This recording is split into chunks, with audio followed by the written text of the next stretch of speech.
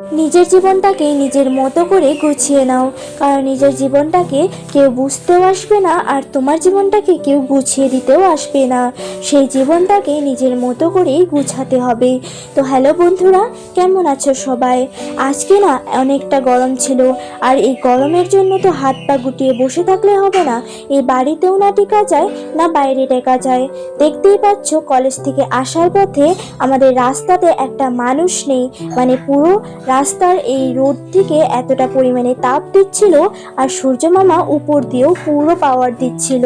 আর এখানে আমি কলেজ থেকে এসে একটু ঠান্ডা জল দিয়ে হাত মুখ ধুয়ে বসেছিলাম। আমার কতটা পরিমাণে রিল্যাক্স ফিল হচ্ছিল সেটা বোঝাতে পারবো না। আবার নিজের ফুল এনার্জি নিয়ে চলে আসি একটু রাস্তা ঘোরার জন্য।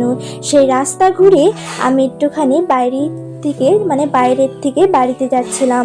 আর সেখান থেকে আমি আবারও চলে আসি একটুখানি এখানে আমাদের গহাপুরে থাকা এই কনকলতার, মানে আমাদের এই বরপুকুরির বাড়ি। আর এখানে এত সুন্দর একটা শান্ত পরিবেশ, সবার মতো করে সুন্দরভাবে ঘোরাঘুরি করছে।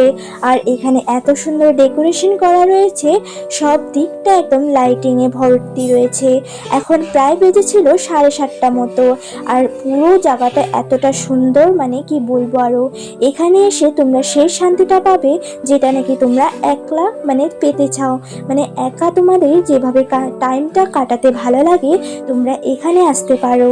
আর মেন জায়গা হলো এই জায়গাটা। এখানে রাস্তার কিনারে দুটো জায়গাতে মানে এত সুন্দর জায়গা করে দিয়েছে, আর বইগুলো কি সুন্দর রাখা রয়েছে। রাস্তার ভিউটা খুবই সুন্দর লাগছিল। এখানে বসে বই পড়তে ভালো হবে। তো ভিডিওটা এটুকু, দেখা হবে কোনো একটা নেক্সট ভিডিওর সাথে। রাধে রাধে।